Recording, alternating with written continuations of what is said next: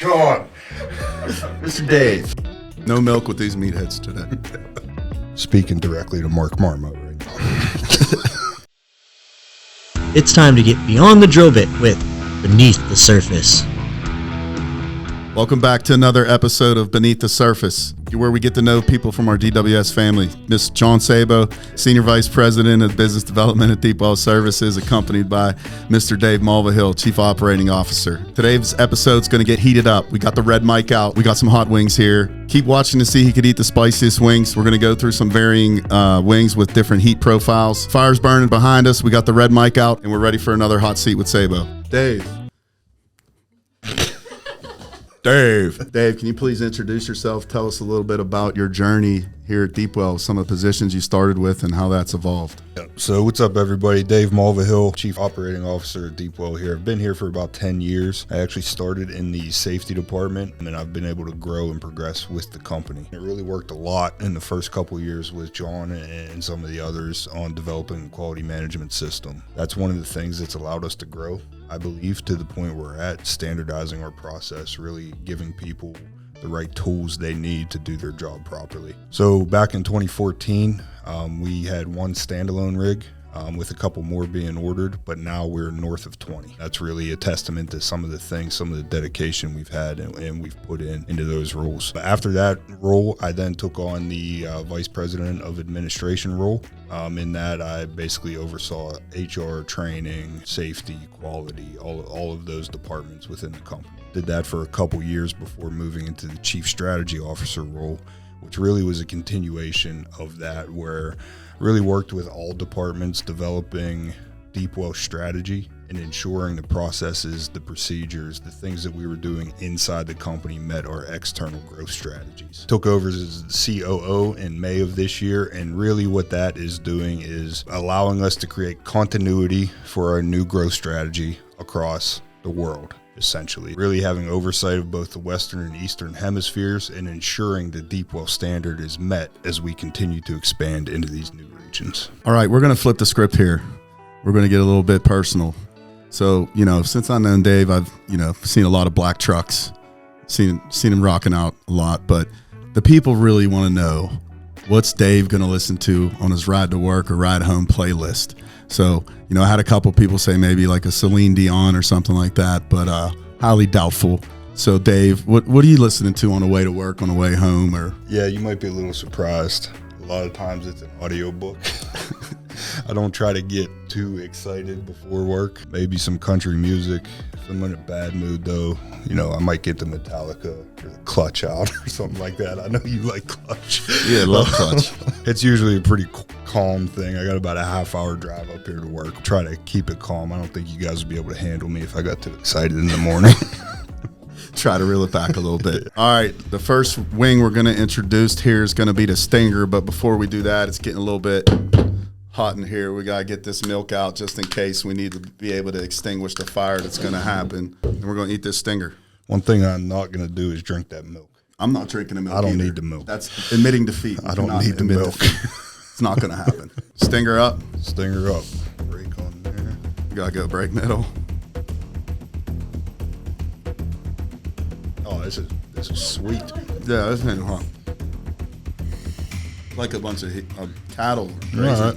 Not bad, not spicy. Getting back to your role at DWS, tell us a little bit about your day-to-day. And also, I think, people be interested to know as far as goals, most focused on for the year and some things, throughout this year going into 2025. Yeah, I think the day-to-day, we're still kind of figuring that out. It's new for everybody. We've got a lot of expansion things, but, we're working really hard to ensure that we do things the right way. So as far as goals, the primary goal is to continue that Deep Well operational success, safety, quality, eliminating downtime, increasing KPIs, really performing at our best while increasing revenue, growing, doing those types of things. And then the other goals are really just with the couple JV startups we have going on right now, making sure they're successful. We really want to expand into the Middle East. We see that as a good, stable growth opportunity for the company. As everybody well knows, it's a large part of their economy. There should be less swings than we see in the United States and the Middle East. So that's a big opportunity. And then really exciting technology that we've partnered up, we think can change the flowback game. AutoSep Technologies, it's fully automated systems, less manpower necessary. It's safer. It's greener, right? It capture methane better than any other flowback system out there in the world. So growing that, really building it up, getting some new customers, getting people to try it. All right, next wing up is the dry Sriracha. Dry Sriracha. Where are these wings from, John? Pretty sure Fisher's. Oh, yeah. Oh, that's a little spicier. Yeah, a little bit spicier. All right, we're kicking it up a notch. I like it. We just got to make sure, we're chewing adequately. Relax. Relax. No, he's making fun of me. I had a little medical incident with a piece of steak not being chewed properly.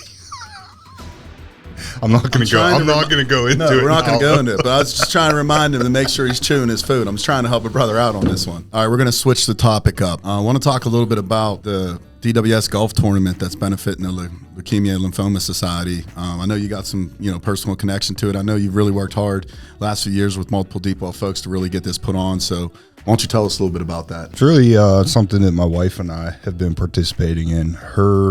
My father-in-law, died from multiple myeloma, which is one of the blood cancers the Leukemia and Lymphoma Society is trying to fight a few years ago. Since he's been diagnosed, 6, 7, maybe 8 years now, we started participating, doing fundraising, doing things like that. So a couple years ago, we participated in the executive challenge and raised money. And then we wanted to find a way to raise more. And really, this golf outing idea came up, and last year it was a huge success.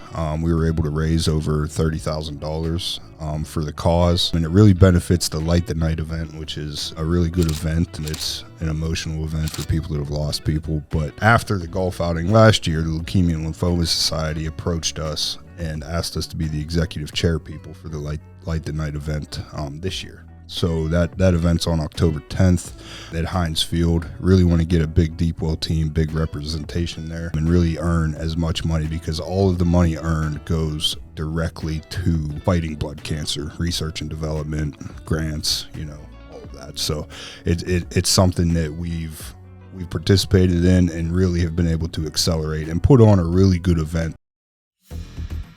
All right, we're going to get into the hot garlic.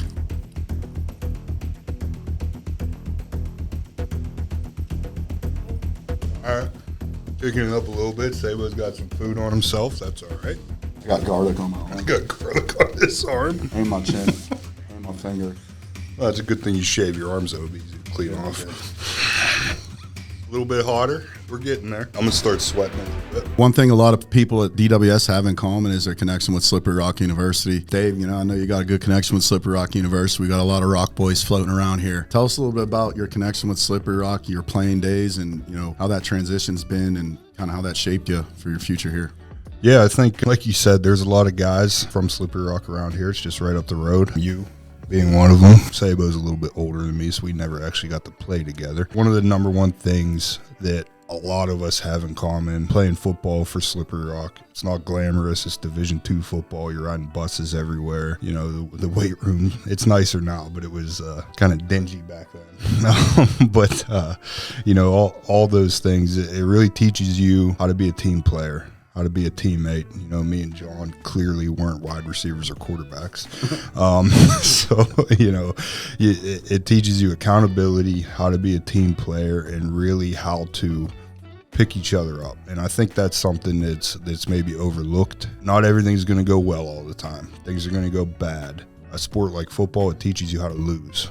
Not everybody gets to win all the time. Nobody wins all the time. You lose and you have to come back. Football is, in my opinion, the greatest sport in the world. It's really something that you can see that team effort that we try to promote at Deep Well, because I truly feel, John truly feels, everybody feels that teamwork is the way that we achieve our goals. And like I said, it's not just office work. It's not just field work. It's everybody. Everybody here is a team. Everybody needs to work together to the common goal. So rumor has it, Dave, back in your rock playing days, you had a little pregame ritual, now potentially in the form of a tattoo that you have. Would you care to share that with the faithful Beneath the Surface listeners? Sure. So yeah, back when I played football, I had also met my wife at Slippery Rock. So, that's why another reason Slippery Rock is a little bit near and dear to my heart. I used to wear a lot of tape, and you could take a Sharpie and write on your tape. Everybody did it. People wrote weird stuff, cool stuff, But I used to put my wife's initials on my tape. So fast forward maybe 6-7 years ago, ended up getting a tattoo, and it has a hand with a wrist. And what I did was have them put tape on the wrist and put my wife's initial on it. So I'm not going to show it to you because I'm going to keep my shirt on. But that's kind of where that story came from. And I'm also going to punch Matt when I see him for it. Good look, Tarini. Another one, sidebar. Is it true that you said basketball players are not real athletes? I don't know if I ever said basketball players aren't real athletes, because they are sometimes very athletic. I do know that I have said that basketball players are not tough, speaking directly to Mark Marmo right now. I would say athleticism, and it's a controversy because a lot of people go back and forth, athletically, running, jumping, and so forth. Yes. Freakish athletes from that perspective. Toughness, we got it. We can. LeBron James goes on a court and he's down for about 8 minutes when he gets a little pinky to the eye. I don't know. One thing I will say, though, is that I have said about different athletes, and this being football players, I have said that wide receivers aren't real football players. I'll stand by that statement. My son's going to be pissed when he watches the podcast. That's right. I thought you'd say quarterbacks, maybe, but I don't know, man. It's just a controversy. I'm a defensive guy, though. You're an offensive guy, but we got the lineman thing going, or linebackers. So, yeah, you can get into the receiver quarterback conversation, We always called them chicken bones, We always had to work a little harder. We were in the weight room a little bit later, and we had to sweat a little bit more. Yeah, that's right. But this is all good fun. No, basketball players are athletes, and wide receivers do wear the same pads other football players wear. Yeah, absolutely. All right, next wing up is a regular hot wing.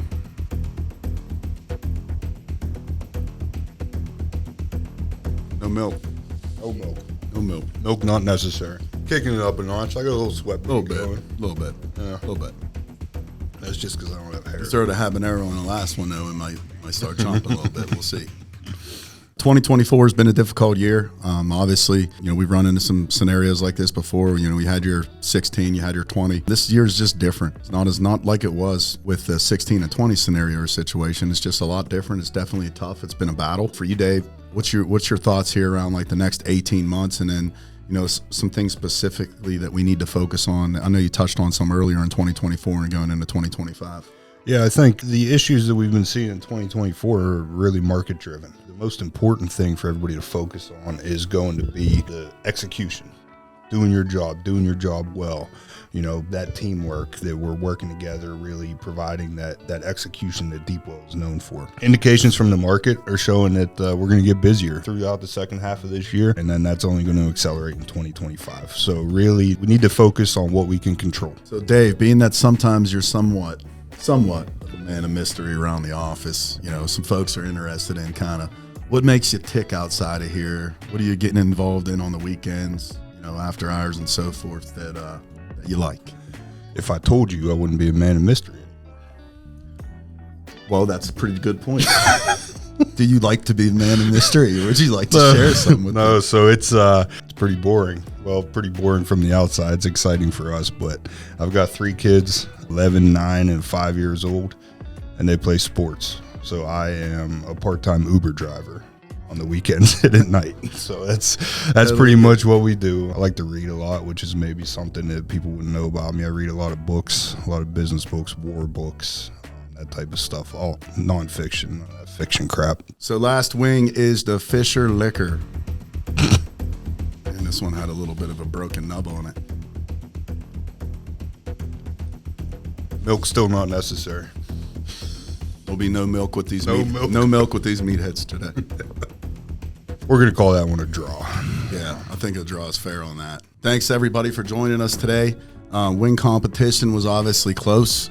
We're calling it a draw. We're going to have to figure it out the rest of the way on the basketball course. So I appreciate my man, Dave Mulvihill, a.k.a. the Sauce Man, joining us today to break down some things for us to be able to go through some things for Deepwell here. Yeah, thanks for having me on here. I just want to, when we get on the court, we'll show you that your boys Adam and Troy don't know what they're talking about. That's right.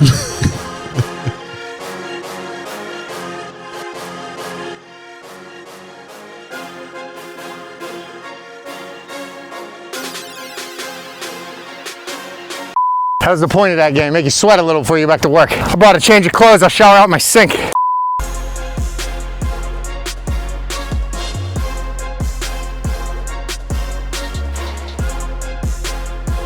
Live from Rucker Park in New York City. Opal Park in Zealand, Opal, PA. Like I said, me and Troy did a podcast. We may have made some remarks about John and Dave. What was that, bull in a china shop, something like that? I don't know if it was that. Something like that. You just want to talk about Dave Mulvihill's basketball skills while we're on it, Yes. Between him and Sabo, what comes to mind is bull in china shop. I think so. Well, might have been something like that. Right? Might have been something like that. So we're going to settle the score today. We're going to play a little game of pig. Everyone knows what that is. We'll see if these big guys can shoot. I really don't think there's a chance in them winning, but we'll play it. We'll play it out. So ready to go. Let's get it going. I don't have anything to say. You said bull in a china shop. You asked me what their skill level was. I said it's like playing with bulls in a china shop. Oh, well, go ahead and repeat it on camera, We're still winners at this point, Troy. What comes to mind is bull in china shop. You make one here, you make one here, one there, one there, and then your teammate goes. We're going to be here forever. Let's take 5 minutes. Go! Troy with an early lead. They're struggling to make layups. Come on, Troy. I got you. Stay out there, big fella. Stay out there, 5. There we go. See, this game involves motion. We got him, Troy. Oh, Jesus.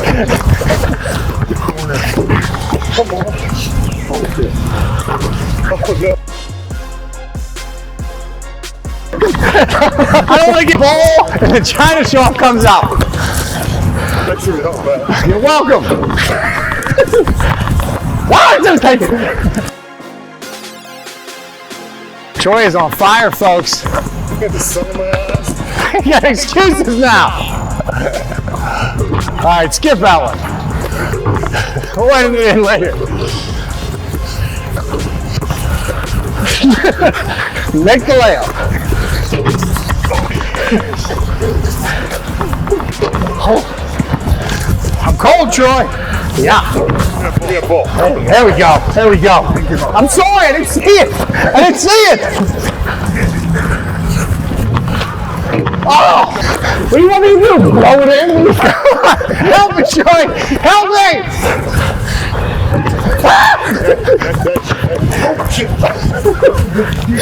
Yes.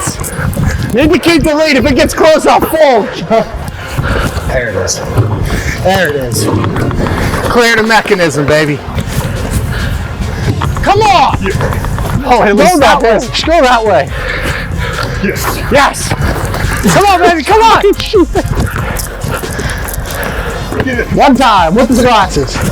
Got it. All right, thanks for joining us on another episode of Beneath the Surface. We appreciate everybody watching.